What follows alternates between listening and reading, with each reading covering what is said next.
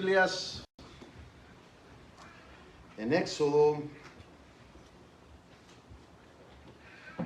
capítulo 33, versículo 15.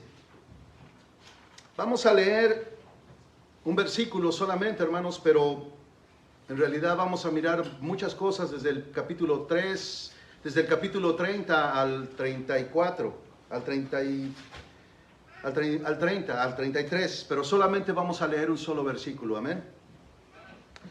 Dice Éxodo 33, versículo 15. Entonces Moisés le dijo, este es a Dios, si tu presencia no va con nosotros, no nos hagas salir de aquí. Amén.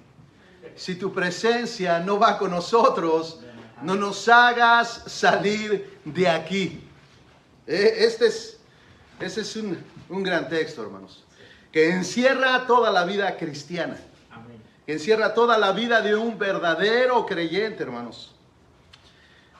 Algo que nosotros debemos de considerar antes de empezar este sermón, hermanos, es que algo que siempre nos va a molestar, y esto lo digo en referencia a que estamos comenzando un año nuevo y estamos llenos de anhelos, deseos de un nuevo comienzo, pero en ese nuevo comienzo hay muchas cosas que debemos de considerar. Y unas cuantas de ellas es saber que somos esclavos de hábitos desagradables, o de hecho tenemos problemas con áreas de nuestro carácter y estamos muy cansados de ellas. Quien no esté cansado de estar batallando con áreas de su carácter, ¿verdad? Es porque ha alcanzado la glorificación de su cuerpo y ya debería de estar con el Señor en forma de un ángel. Pero en realidad, hermanos, todos tenemos batallas con nuestro carácter, ¿verdad? Y somos esclavos de hábitos que estamos cansados de ellos. Por eso el año nuevo es tan importante, ¿verdad? Porque tiene como símbolo un nuevo comienzo, ¿verdad? Queremos comenzar y este año hacerlo bien, hacerlo mejor. Queremos dejar todas esas cosas que nos esclavizan o esos problemas de carácter que nos caracterizan. Así que el año nuevo es una oportunidad para comenzar un nuevo estilo de vida, un nuevo comienzo lleno de esperanza. Estamos llenos de deseos y de energía para luchar por nuestras metas y finalmente descansar de todo lo malo.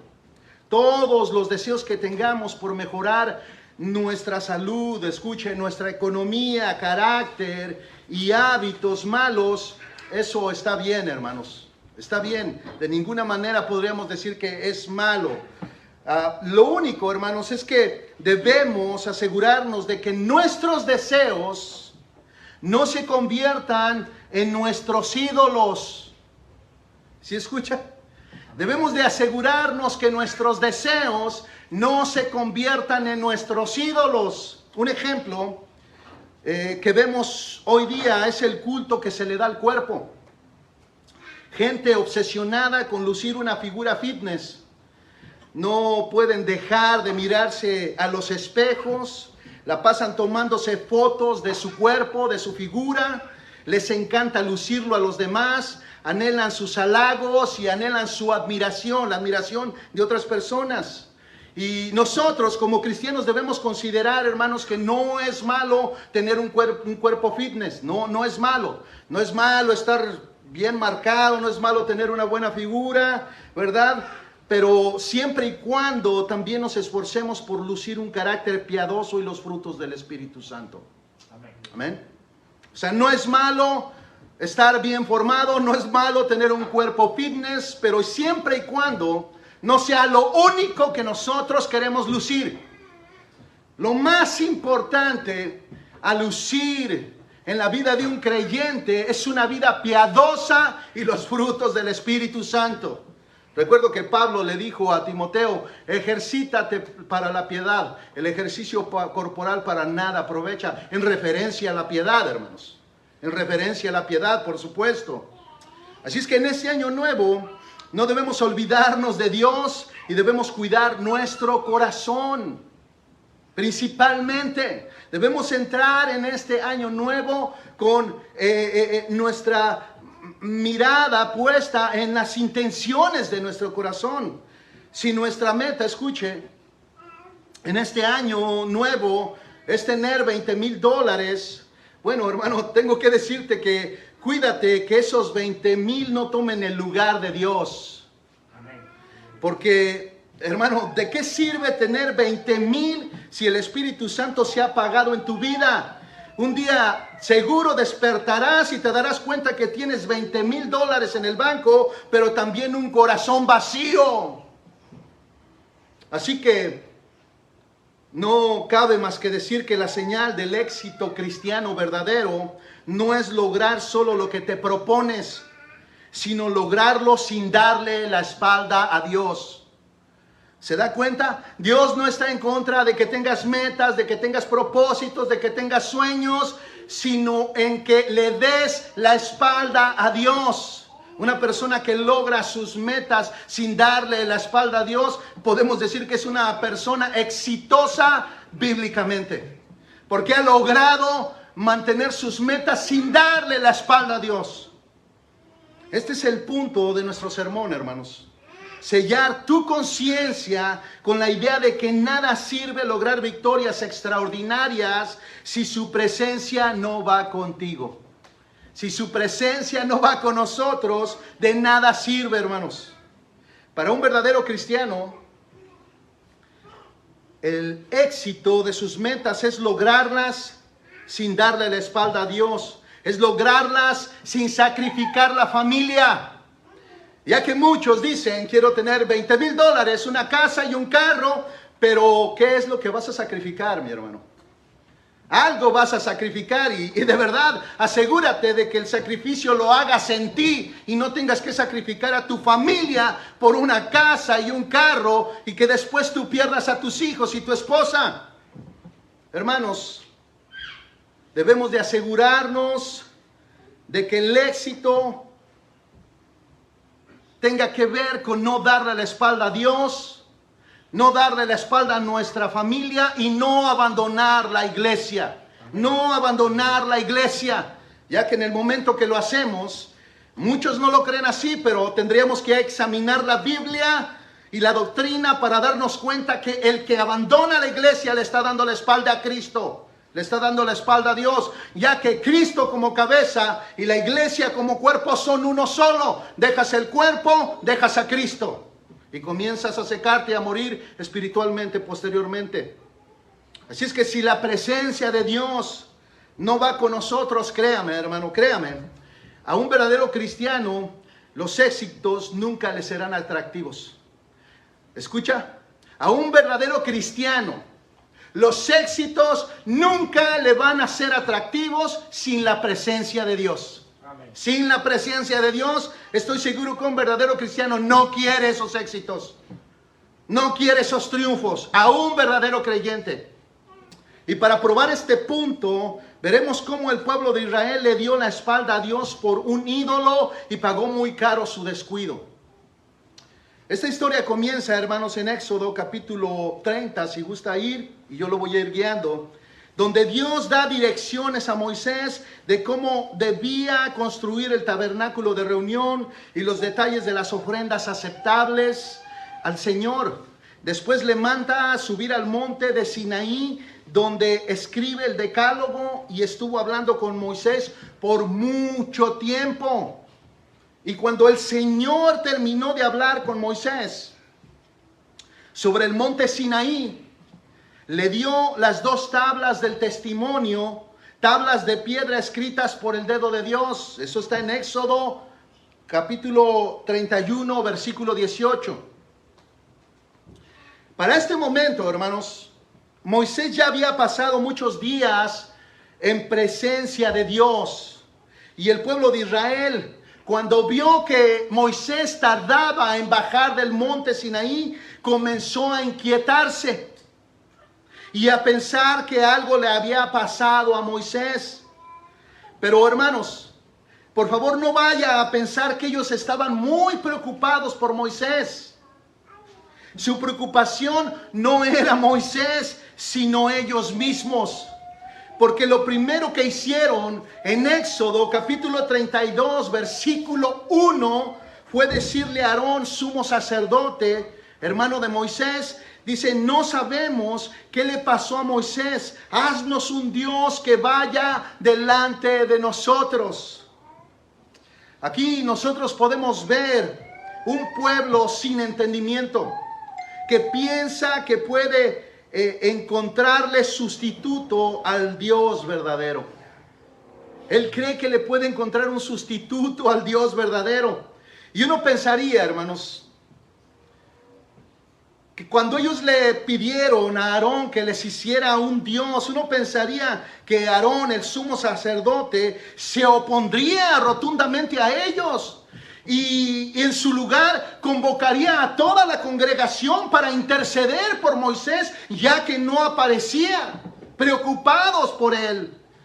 Pero Aarón, hermanos, ni siquiera lo pensó y mandó que le trajeran las joyas de oro que usaban los israelitas para fundirlo y hacer un Dios como se lo pidieron, dándole forma con buril. Esto lo encuentra usted en Éxodo 32:4. Y Aarón, hermanos, hizo la figura de un becerro de oro y convocó al pueblo y les dijo, escuche lo que les dijo en Éxodo 32:5. Israel, este es tu Dios que te sacó de Egipto. Mañana haremos fiesta al Señor. Mañana haremos fiesta al Señor. Eso está en el versículo 32:5. Y al día siguiente, en el versículo 6, hermanos, se levantaron temprano y ofrecieron holocaustos, es decir, sacrificios, y trajeron ofrendas de paz. Y el pueblo se sentó a comer, escuche, a beber, y se levantó a regocijarse. Ahora, hermanos, quiero que observe el cambio que se realizó en ellos cuando sustituyeron rápidamente a Jehová por un becerro de oro. Primero, ellos estuvieron dispuestos a gastar su oro con tal de tener su Dios. Es decir, ellos no les importó sacrificar todo ese oro que habían sacado de los egipcios, ¿verdad? Con tal de tener un Dios en el cual ellos pudieran confiar y que los guiara, pero era un ídolo. A veces nosotros, hermanos, hacemos exactamente lo mismo, hacemos sacrificios, pero no nos sacrificamos nosotros como olor fragante a Dios, sino sacrificamos lo más amado, lo más preciado que es nuestra familia. A veces hacemos ese tipo de sacrificios. Me voy a ganar un tiempo extra, voy a trabajar 14, 12 horas, 10 horas, voy a tener 2 trabajos, ¿verdad? No voy a ver a mis hijos casi todo el año, voy a llegar muy cansado, pero después de un año yo voy a tener tanta cantidad de dinero, voy a dejar ese turno doble y ahora sí me voy a dedicar a ellos. ¿Qué crees? No, no es cierto, es mentira, no es verdad. Vas a continuar con tu segundo turno. Vas a continuar, vas a seguir abandonando a tus hijos. El sacrificio que seguirás haciendo de tu familia no valdrá la pena posteriormente, porque ellos se desviarán del camino, porque no tienen una autoridad que los guíe, que les dé ejemplo, que no está con ellos, que no pasa tiempo. Entonces ellos dieron lo que tenían sin importarles, porque ellos lo que tenían en su corazón es el deseo de un ídolo.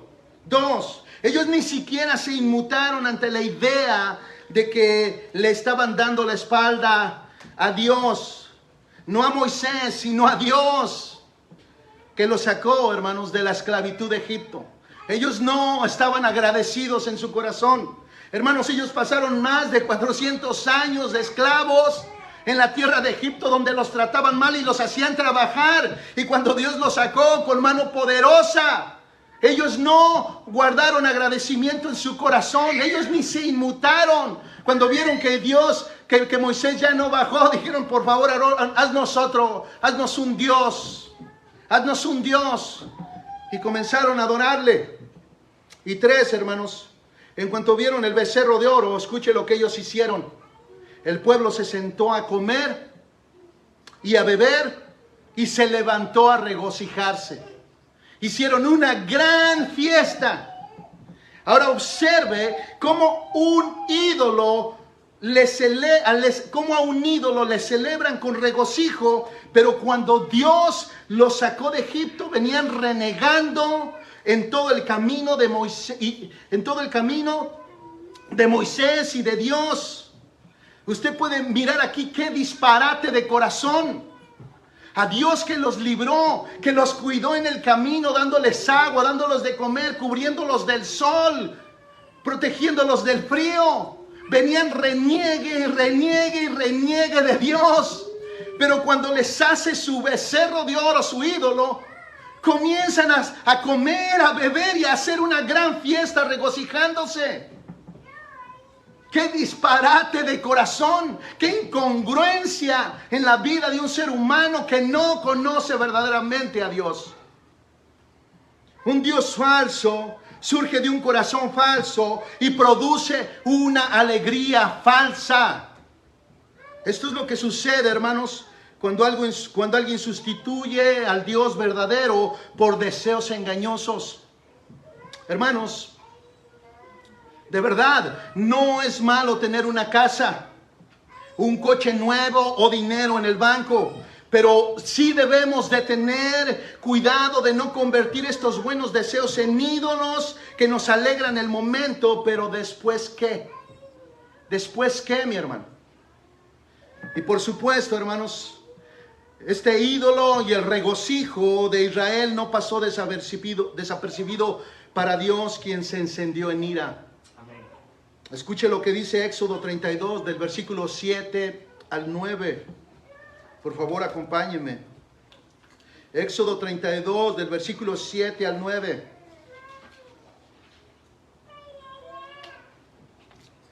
Dice, entonces el Señor habló a Moisés y le dijo, desciende pronto, porque tu pueblo, escucha, tu pueblo que sacaste de la tierra de Egipto se ha corrompido. Ahora yo quiero que nosotros subrayemos lo que Dios dice, tu pueblo, tu pueblo. Ahora la pregunta que podríamos hacer, ¿qué pasó con Éxodo 3:7? Donde Dios dijo a Moisés, he oído el clamor de mi pueblo Israel. Pero ahora le dice a Moisés, tu pueblo. Hermanos, Dios se había desatendido de ellos.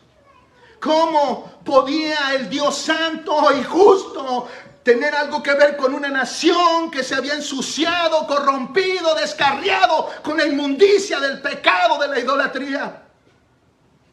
Lo que Dios estaba diciendo, ya no es mi pueblo, es tu pueblo, Moisés. Ellos no merecen más que un hombre los gobierne, un ser humano. Son dignos de ser gobernados por el Dios del cielo, el creador de todas las cosas. Es tu pueblo. Versículo 8. Bien pronto, dice Dios, se han desviado del camino que yo les mandé. Se han hecho un becerro de fundición y lo han adorado. Le han ofrecido sacrificios y le han dicho, este es tu Dios Israel que te ha sacado de la tierra de Egipto. Hermanos, yo sé que cuando nosotros leemos, a veces es muy difícil darle el sentido que realmente tiene el texto. Pero lo que nosotros podemos ver aquí es tristeza en el corazón de Dios, así como cuando el Espíritu Santo se contrista. Ellos le otorgaron sus obras de salvación y de misericordia y amor a un ídolo. Por eso Dios aborrece la idolatría, hermanos. Porque el hombre le da toda su gloria a una figura que no tiene vida. Y se arrodilla ante a una figura que no tiene boca, que tiene boca pero que no habla. Esta actitud, hermanos, solo dejaba un resultado en la ecuación de Dios. Versículo 9. Dios dice, he visto a este pueblo y ciertamente es un pueblo terco. Posiblemente tu Biblia diga necio. Terco es lo mismo que necio. Se han comportado como una manada de animales descarriados y no como ovejas que dependen de su pastor, así como dice el Salmo 23. Jehová es mi pastor, nada me faltará. En lugares de delicados pastos Él me hará reposar, Él me hará descansar, junto a aguas de reposo me pastoreará. Una oveja verdadera confía en su Dios. Ellos se comportaron como una manada de animales descarriados, no como ovejas del Señor. La pregunta que nos inquieta, hermanos, es: ¿qué es lo que va a hacer Dios con Israel en este punto? Su reacción a tal traición pondría a prueba, hermanos, hasta el mismo Moisés. Vean lo que dice el versículo 10 al 12.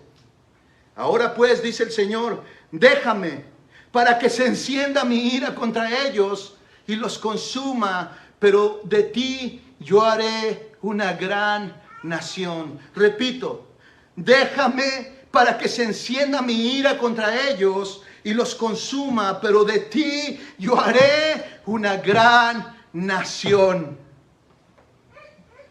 Hermanos, nadie más que Moisés sabía que esta era una nación terca y rebelde que merecía la ira de Dios. Él lo sabía. Hermanos, posiblemente era la oportunidad de año nuevo, pueblo nuevo para Moisés. Ya que Dios le dijo, pero de ti yo haré una gran nación. Esta es una gran oferta, hermanos. Amén. Esta es una gran oferta. Moisés, déjame destruir este pueblo que no ha hecho otra cosa más que causarte dolores de cabeza por su rebeldía. Y de ti yo voy a sacar una nación completamente diferente. Amén. Pero aquí, hermanos, está implícita una intención de Dios que era la de probar el corazón de Moisés. Este ofrecimiento, hermanos, era una gran tentación. Se acabaría el arreo de animales que no querían caminar o se descarriaban como lo hemos visto. Y la sugerencia de Dios era que el pueblo que levantaría le seguirían a él. Le seguirían a él. Pero la respuesta de Moisés, hermanos, era la que realmente Dios quería escuchar. Versículo 11. Entonces Moisés suplicó. Escuche, eso es lo que Dios realmente quería ver en el corazón de Moisés. Y Moisés dice que suplicó ante el Señor su Dios. Y dijo, oh Señor, ¿por qué se enciende tu ira contra tu pueblo? Tu pueblo. Dios le acababa de decir, tu pueblo se descarrió, pero él se humilla y suplica y le dice a Dios, oh Señor, ¿por qué se enciende tu ira contra tu pueblo que tú has sacado de la tierra de Egipto con gran poder y con mano fuerte? En otras palabras, Moisés le está diciendo, Señor, yo no fui el que saqué a Israel de Egipto, sino ellos son tu pueblo, no es mío, no lo destruyas, no lo destruyas. Hermanos, ¿qué podría haber hecho Moisés en un pueblo, un hombre gobernando una nación tan grande? Nada, nada, hermanos. Por eso él dice, Señor, es tu pueblo. Es tu pueblo, son tus ovejas, no son mías. Aquí usted puede mirar el corazón de un verdadero pastor. Versículo 12.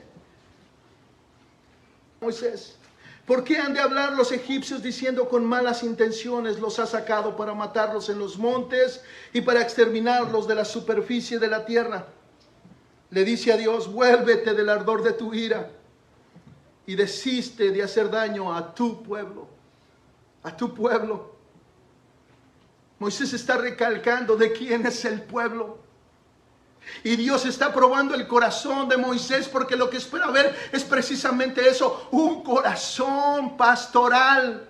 Un corazón que ama a Dios y que ama al pueblo y que lo va a pastorear por muy difícil que sea ese pueblo. Así es que lo que vemos es que Moisés está preocupado por el pueblo, pero aún más por el nombre de Dios, hermanos. Ya que él le recuerda a Dios qué van a decir los egipcios, que tú los sacaste para hacerlos morir en el camino y en el campo. Amén. Y en los versículos 13 al 14, hermanos, Moisés le recuerda a Dios su promesa que dio al patriarca Abraham, a Isaac y aún a todo el pueblo de Israel, de multiplicarlos y darles como heredad la tierra para siempre. Y de los versículos 15 al 28, Moisés desciende del monte después de que Dios le dijera que lo que estaba pasando con el pueblo, que habían hecho un becerro de oro. Y al llegar, ve a ese becerro de oro y al pueblo en una gran fiesta en honor al ídolo. Llama a Aarón y le reclama por su descarrío. La respuesta de Aarón fue una excusa completamente absurda. Él le dijo, ellos me pidieron un ídolo y yo eché el oro al fuego, dice, y salió esto. Ahora, por favor, no vaya a pensar, hermanos, que Aarón está diciendo realmente lo que está diciendo. Porque anteriormente dice que él mandó pedir todo el oro con que se adornaban los judíos y dice que lo echó al fuego, lo fundió y le comenzó a dar forma con buril. Eso es lo que realmente está diciendo. Cuando él dice esto fue lo que salió, es como decir esto fue lo que alcanzó a ser un becerro de oro. Yo le di la forma y esto fue lo que salió. Y en Éxodo, hermanos, capítulo 32, versículo 30.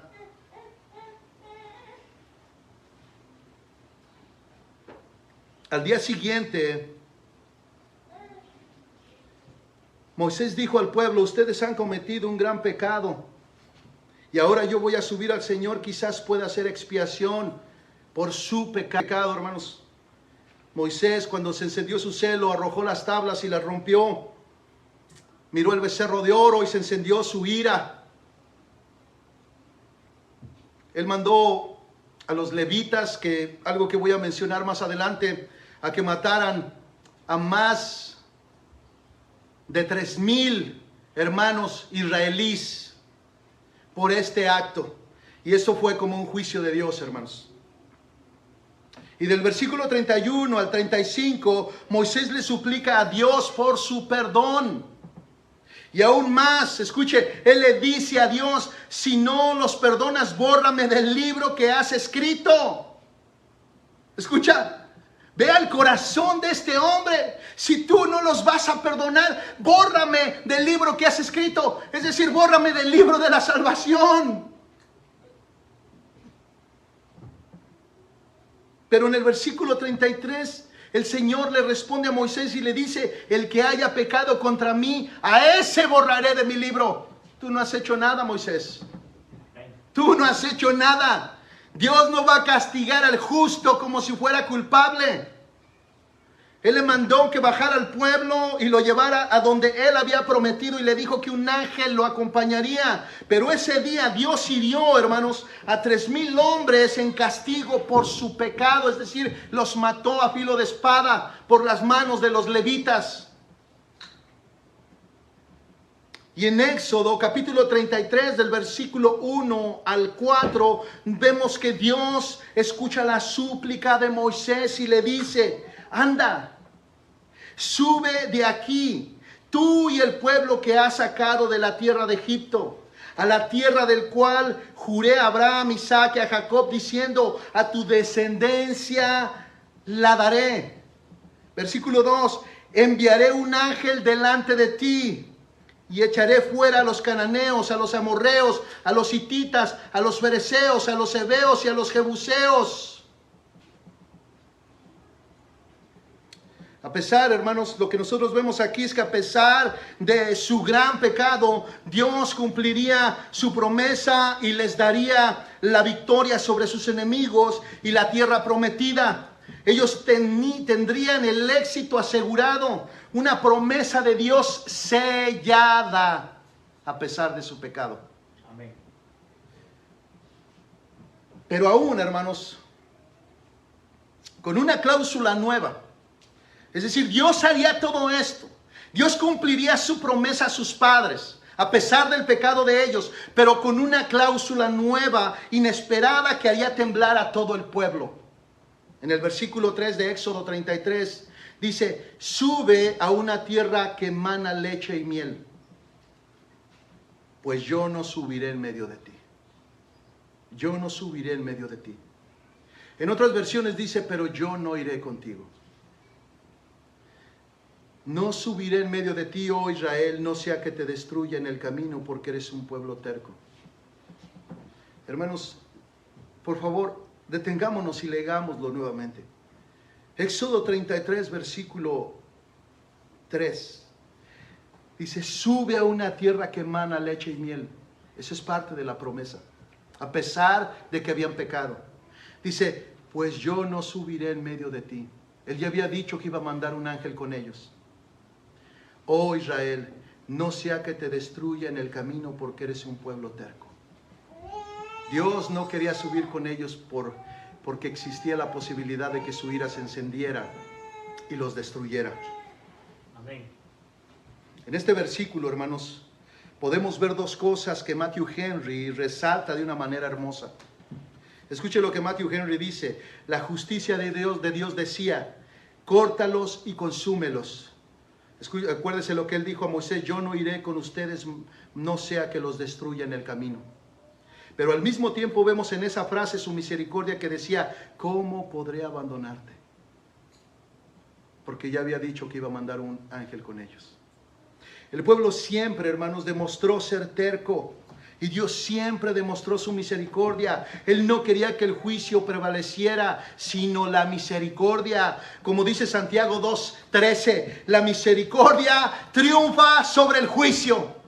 Esa misericordia, hermanos, nosotros la podemos ver en Oseas capítulo 11, versículo 8, que dice, ¿cómo podré abandonarte, Efraín? ¿Cómo podré entregarte, Israel? ¿Cómo podré yo hacerte como a Adma? ¿Y cómo podré tratarte como a Seboín? Mi corazón se conmueve dentro de mí, se enciende toda mi compasión.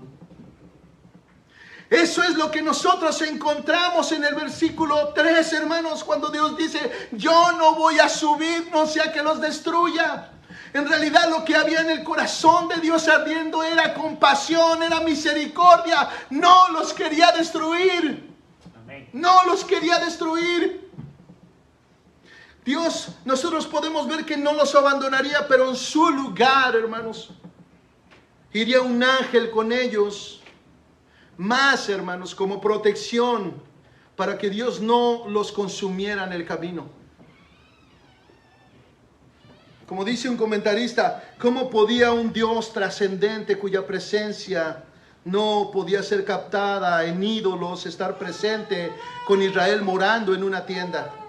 ¿Cómo podría estar presente el Dios Santísimo en medio del pueblo rebelde sin que éste fuese consumido totalmente?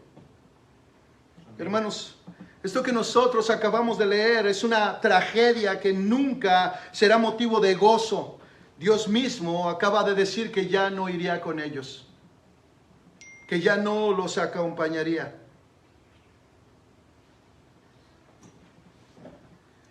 Así que lo que sucedió en el versículo 4, hermanos, es que cuando el pueblo oyó esta mala noticia, hicieron duelo.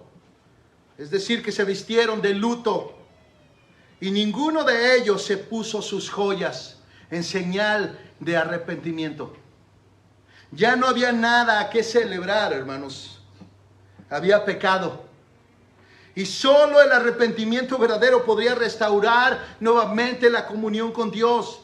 Esto a nosotros nos enseña que un verdadero creyente, hermanos, le aterra la idea, escucha, de que la presencia de Dios no esté con él. El verdadero creyente se asegura de que Dios esté en sus planes, en sus metas, en sus propósitos. Hermanos, es muy tan fácil decir, bueno, aquí está tan caro en el Valle del Silicón. Si tú te mueves a Idaho, a Modesto, tú vas a poder hacer más dinero. Eso suena tan sencillo cuando una persona no creyente te lo dice. ¿Y qué haces aquí que apenas si puedes pagar tu renta y tu carro? Que apenas si te puedes vestir bien. ¿Por qué no te vas para Modesto? ¿Por qué no te vas para Idaho? ¿Por qué no te vas para otro lado? Allí pagan más, pagas menos y tienes mucho más dinero. Pero un verdadero creyente dirá, no, si Dios no me manda, si Dios no está conmigo, yo no me muevo de aquí. No me muevo de aquí. Hermanos, nos aterra. Al verdadero creyente le aterra hacer algo si Dios no está en ese propósito. A un verdadero creyente no se mueve por su propia voluntad. Él busca la voluntad de Dios en oración, en comunión, en la palabra. Él anhela su presencia y no quiere estar en nada sin Él. Amén. Aún su trabajo, hermanos. A veces estamos aquí y dicen, hay una nueva oportunidad de trabajo que se está abriendo. Vas a ganar a $30 la hora, pero vas a trabajar fines de semana. Y un verdadero creyente dice, no, Amén. no. O lo hace por un determinado tiempo hasta que lo cambian de horario. Pero el propósito es, no voy a dejar a Dios. Amén. Nos aterra la idea, un verdadero creyente nos aterra la idea de hacer algo si Dios no está con nosotros. Eso es lo que nosotros podemos ver, hermanos, más adelante. En que nosotros nos aseguramos de que Dios realmente está de acuerdo en lo que estamos a punto de hacer. Y esto lo sabemos, hermanos, por el diálogo que el siervo Moisés tiene con Dios en Éxodo capítulo 33 del versículo 12 al 15. Escuche lo que dice. Entonces Moisés le dijo al Señor, mira, tú me dices, haz subir a este pueblo, pero tú no me has declarado a quién enviarás conmigo. Hermanos, ya 2 veces le había dicho Dios que un ángel iba a ir con él. Pero Moisés, hermanos, es sabio y le dice, tú me has dicho que suba al lugar que has prometido, pero tú no me has declarado a quién enviarás conmigo. Además, dice Moisés, has dicho, te he conocido por tu nombre. Escucha, esto es importante. Le había dicho Dios a Moisés, te he conocido por tu nombre y también has hallado gracia ante mis ojos. El versículo 13, vean lo que Moisés sabiamente hace delante de Dios y le dice, ahora pues, si he hallado gracia ante tus ojos, es algo que Dios le había dicho ya. Moisés, tú hallaste gracia ante mis ojos. Versículo 13 dice, pues, ahora pues, si he hallado gracia ante tus ojos, te ruego que me hagas conocer tus caminos, para que yo te conozca y haya gracia ante tus ojos. Considera también que esta nación es tu pueblo. Si notas, hermano, si nota, Moisés se vale del interés que Dios tiene por él y la gracia de Dios por él. Es como si le dijera, Señor, si quieres hacer algo por mí, hazlo también por el pueblo. Si tú tienes gracia para conmigo, Señor, por favor también tenla para con el pueblo. Señor, si tú me amas a mí, por favor sigue amando a tu pueblo, aunque sea rebelde. Y en el versículo 14, vea lo que en respuesta Jehová le dice a Moisés. Mi presencia irá contigo. Vea el corazón correcto. Hermanos, por eso debemos orar los unos por los otros. Por eso no solamente debemos amar a nuestra familia, sino a la familia de la fe. Amén. Hermanos, el corazón que realmente le agrada a Dios es aquel que ama a Dios mismo, como Moisés lo ha demostrado, y que ama al pueblo de Dios. El que ama a Dios, ame también a sus hermanos. La respuesta que Dios le da a Moisés en el versículo 14 es tan hermosa y dice, mi presencia irá contigo, sin explicaciones, sin nada más. Cuando Dios vio este corazón, el Señor le dijo, Moisés, mi presencia va contigo y yo te daré descanso, el descanso que tanto anhelas por llevar todo este pueblo. Le contestó el Señor, le dijo el Señor.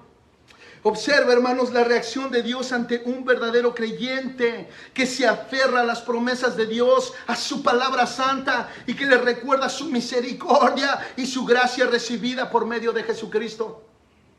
Moisés, hermanos, quiere estar seguro de que Dios irá con ellos directamente y no a través de un ángel en el versículo 15. Y le dice entonces Moisés, si tu presencia no va con nosotros, no nos haga salir de aquí. No nos haga salir de aquí. ¿Por qué, hermanos? Bueno, lo que pasa es que para Moisés no tiene sentido tenerlo todo si no tiene la presencia de Dios. Él le había dicho, Cuando el pueblo adoró al becerro de oro en Éxodo 32:2, que ya no iría con ellos sino un ángel. Y aún así, hermanos, les cumpliría su promesa de la tierra prometida y el éxito de derrotar a los cananeos, a los amorreos, a los hititas, a los fereceos y a los heveos y a los jebuseos. Naciones grandes y terribles que sin la ayuda de Dios no lo lograrían, pero aún así Dios lo haría por medio de un ángel, pero Él ya no iría con ellos. Y esto, hermanos, para muchos está bien. Es decir, tendrían logros, victorias, triunfos, tierras, abundancia de comida, quien les sirviera de esclavos y el mundo se admiraría de ellos. Triunfo más triunfo. Pero no para Moisés.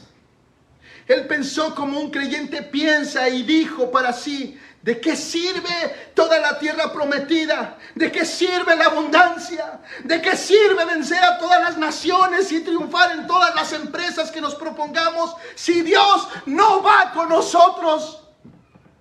Amén. Por eso le dice a Dios en Éxodo 33:15: si tu presencia no va con nosotros, no nos haga salir de aquí. Mejor déjanos aquí en este desierto. Mejor nos quedamos en el desierto, pero con tu presencia. Pero con tu presencia. Porque tenerlo todo, hermanos, y no tener al Señor es lo mismo que estar en el desierto. Tú puedes tener todas las cosas, pero es como vivir en un desierto sin Dios. El temor que él tenía es no estar en la presencia del Señor. En otras palabras, es 1000 veces mejor un desierto contigo, oh Dios, que un paraíso sin ti. Amén. Dios lo es todo, hermanos. Si tú no vas con nosotros, no nos hagas salir de aquí. Eso es lo que yo creo, hermanos, que debemos de decirle al Señor este año nuevo. Amén. Eso es lo que nosotros debemos orar y suplicar a Dios. Que en este año nuevo, si Dios no está con nosotros, que no nos haga cumplir esos sueños y anhelos que deseamos, hermanos. Porque de nada sirve lograr todas las cosas si Él no está con nosotros. Si Él no está con nosotros. Hermanos, en la aplicación práctica, nosotros debemos de hacer lo mismo que Moisés. Yo recuerdo que en estos días que he estado mirando las noticias y que ya venía el año nuevo, empezaron a hacer un sinfín de rituales, ¿verdad? La gente que no es creyente. Y unos allí en Nueva York, que es donde se celebra el año nuevo más grande en Estados Unidos, ¿verdad? Muchos escribían todas sus cosas negativas, les dicen ellos, sus malas vibras, y las echaban a un bote de basura, y después estaba un palo ahí con un colchón parado y golpeaban el año viejo y después iban y abrazaban un año nuevo. Puros rituales. Otros quemaban su año viejo y le daban la bienvenida a un año nuevo lleno de deseos y lleno de cosas. Lo que nosotros podemos ver, hermanos, en toda esta historia es que lo primero que Moisés hizo con el pecado fue destruirlo. Cuando él miró el becerro de oro que los israelitas habían construido, él fue y lo desbarató, hermanos. Lo destruyó completamente. Hermanos, lo que esto nos dice es que nosotros debemos de cuidar nuestro corazón que esté inclinado a la codicia, que no haga de nuestros buenos deseos de prosperar en algún área un ídolo que suplante a Dios. Tú puedes tener un gran deseo, hermanos, de mejorar tu economía, tu manera de vivir, y eso es bueno, hermanos. Pero cuando tú no estás atendiendo tu corazón, ese deseo se puede convertir en un ídolo para ti. Y tú no vas a sacrificar a Dios sacrificios de alabanza. Vas a sacrificar tu familia y le vas a dar la espalda a Dios cuando esos deseos se conviertan en tu ídolo. Vas a comenzar a dejar la iglesia porque tienes que completar tu meta. Tienes que lograr tu propósito. No importa lo que tengas que sacrificar. Te vas a justificar y vas a decir solamente una vez al mes. Pero no es cierto. Así vas a comenzar. Y después vas a decir otra semana más. y ahora sí vuelvo a la iglesia. Pero no es cierto. Pasará otra semana y cuando menos tú pienses, habrás abandonado la iglesia. Lo mismo harás con tus hijos, con tu esposa, con tu esposo, porque ya le diste la espalda a Dios en el mismo momento que tu deseo se convirtió en tu ídolo. El propósito a lograr, la preocupación que tú debes de tener es que Dios vaya contigo. Y créemelo, si Dios no está contigo en ese propósito, abandónalo. Porque ¿de qué te sirve lograr todas tus metas si al final de cuentas llegaste de tan lejos para perder tus hijos y tu esposa y tu vida cristiana? ¿De qué te sirvió tantas pesadumbres, tantos problemas en el camino hasta llegar a este país? Al final de cuentas acabarás solo completamente, sin la presencia de Dios. Hermanos, ¿de qué sirve tener Canaán y vencer a los enemigos si la presencia no está con nosotros? Esto es lo que piensa un verdadero creyente. Hermanos, nosotros deseamos tantas cosas y anhelamos tantas cosas, pero debemos de ponerlas delante de Dios y orar y decir: Señor, si es tu voluntad, que se haga tu voluntad. Porque, hermanos, vernos involucrados en una gran empresa de lograr mis sueños como verdaderos creyentes y Dios no está con nosotros, hermanos, es un gran error. Debemos asegurarnos de que Él realmente está en eso que nosotros estamos proponiéndonos hacer. 3, no es malo, hermanos, hacer negocios, sino cómo los haces. Un ejemplo, hermanos, no es malo bajar de peso, ¿verdad que no? ¿Cuántos quieren bajar de peso, hermanos, este año? No es malo, hermanos, por favor mantenga ese deseo en su corazón, hermano. No es malo bajar de peso, sino cómo lo haces, ese es el punto. Matarnos de hambre no es una buena solución, hermanos. No es una buena solución. Lo mismo, hacer negocios por encima de la necesidad de otros es pecado. No es cristiano y es avaricia. Debemos nosotros ser justos y medidos en todas las cosas. 4, hermanos, Dios se desentendió de ellos porque el pueblo de Dios es un pueblo que escucha su voz. Ellos no escuchaban la voz de Dios. Nosotros lo vamos a mirar en el Salmo 23 y en Juan 10, 27, donde Jesucristo dice: mis ovejas oyen mi voz y ellas me siguen. Ellas me siguen. 5, uno de los grandes problemas en el cristiano inmaduro es que no sabe examinar las motivaciones de su corazón y ser honesto al detectar la hipocresía. Hermanos, el cristiano inmaduro, hermanos, debe de aprender a examinar su corazón a la luz de la palabra y detectar la hipocresía que hay dentro de nosotros. El hecho de cuando nosotros decimos: voy a agarrar un tiempo extra, voy a agarrar 2 trabajos, pero me voy a esforzar en no desatender a mi familia. Mentira. Mentira. Sé honesto. Sé honesto. Di la verdad y dite la verdad.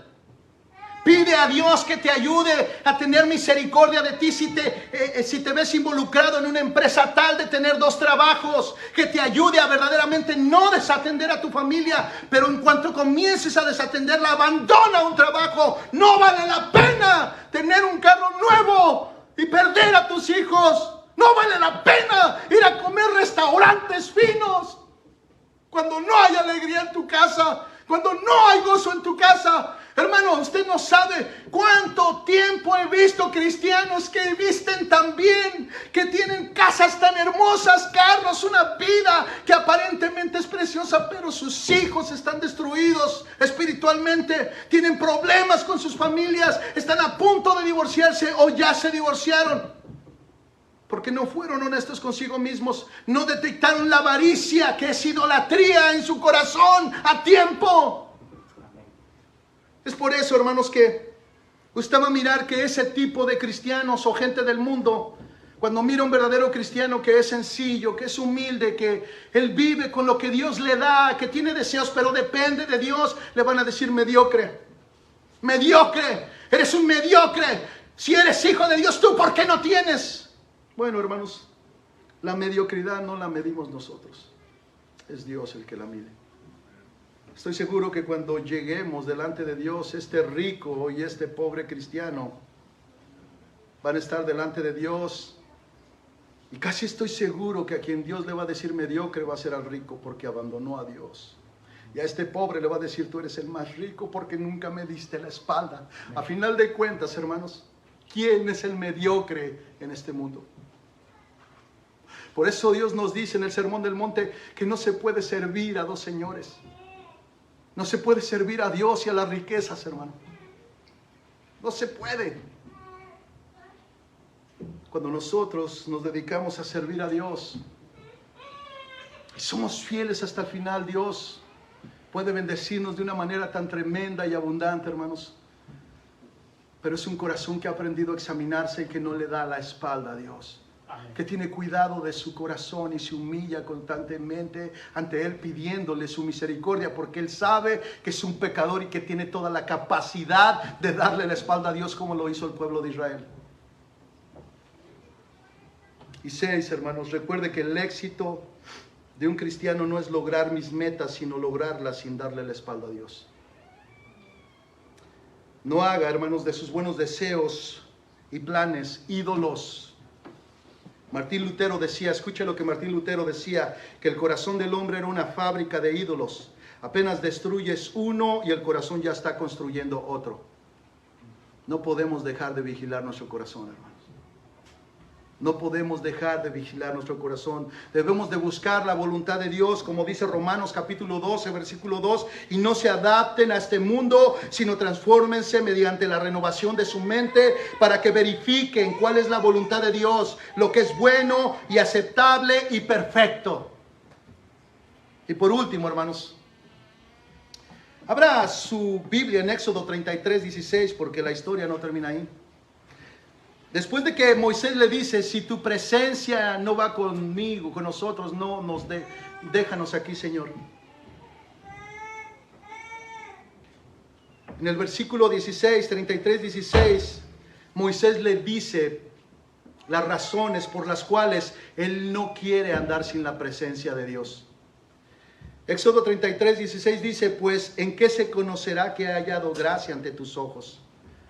Escuche. Le está diciendo a Dios, Señor, en formas de preguntas, ¿en qué se va a conocer que yo he hallado gracia delante de tus ojos, yo y tu pueblo?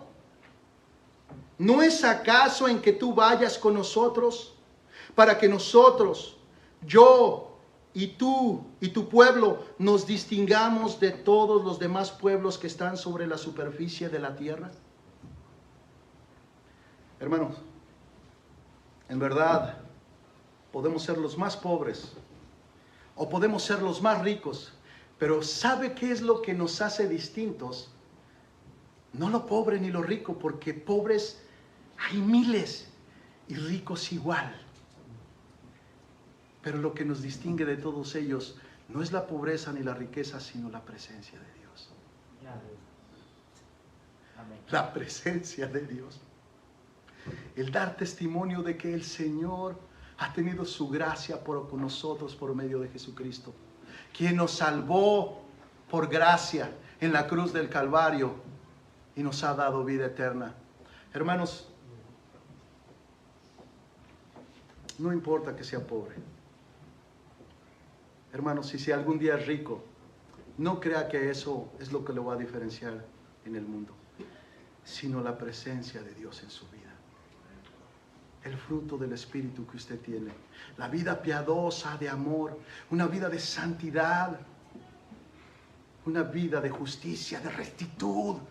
Eso es lo que lo hará distinto. Qué hermoso, hermanos, es escuchar a gente del mundo decir sobre un hermano que ha sido prosperado en todo y que ve que es rico y que esa riqueza no lo mueve y que conserva el mismo corazón humilde, y dices, wow, ¿cómo no te ha corrompido todo lo que tú tienes?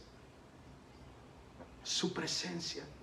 Un hombre que sabe suplicar y que sabe humillar y que sabe reconocer la presencia de Dios y que no quiere hacer nada sin la presencia de Dios. Algunos otros dirán, eres tan pobre, no tienes nada, pero te ves tan dichoso y yo estoy tan amargado, tan triste. ¿Qué es lo que tú tienes? Presencia de Dios. Presencia de Dios es lo que nos distingue de entre todas las demás personas. Hermanos, que este año nuevo, esa sea nuestra meta principal, de la cual dependan todas las demás metas y propósitos. Que su presencia esté con nosotros este año nuevo. Pongámonos de pie. Amado Padre y bendito Dios eterno, Jesús amado y precioso Espíritu Santo, hermosa Trinidad, tenemos un Dios Trino, un Dios Padre, un Dios Hijo y un Dios Espíritu Santo, quien nos ama, quien nos cuida, quien está por nosotros y está sobre nosotros. Te alabamos y te damos la gloria. Rogamos, oh Dios, que en este primer servicio de año tu presencia esté con nosotros. Porque no somos una iglesia perfecta. En verdad no lo somos, oh Dios. De hecho, ni siquiera nos imaginamos cuántas veces te vamos a fallar durante este año. Pero confiamos en tu gran misericordia que tú mostraste a los israelitas, oh Dios, y que muestras a tu pueblo cada día. Sabemos que tú eres un Dios misericordioso y perdonador. Te pedimos perdón por todos los pecados que cometimos en el año pasado, Dios. Y te ruego que nos ayudes, oh Padre amado, a abandonarlos y que tu presencia vaya con nosotros en todo lo que nosotros emprendamos en este año nuevo. Bendice cada una de las familias, Señor, de la iglesia bíblica, gracia sobre gracia. Y que este amor imperfecto que te tenemos, oh Dios, sea perfeccionado este año. Que este amor imperfecto que le tenemos a los hermanos sea perfeccionado más este año. Que este amor imperfecto que tenemos como padres, hijos, hermanos, sea perfeccionado este año, Dios. Ayúdanos, Señor, a seguir siendo transformados en Jesucristo, nuestro Salvador. Te ruego, oh Dios amado, que tú guíes nuestras vidas. Señor, queremos decirte como Moisés, si tu presencia no va con nosotros, no queremos ir a ningún lado. Hemos comprobado, oh Dios, que sin tu presencia no vale la pena el éxito. No vale la pena nada de lo que podamos lograr. El verdadero valor y el verdadero éxito es que tu presencia vaya con nosotros, oh Dios. En esto mostraremos que realmente tu gracia está en nuestras vidas, en que tu presencia va con nosotros. En el nombre de Jesús, bendice a cada uno de mis hermanos en Cristo Jesús. Amén.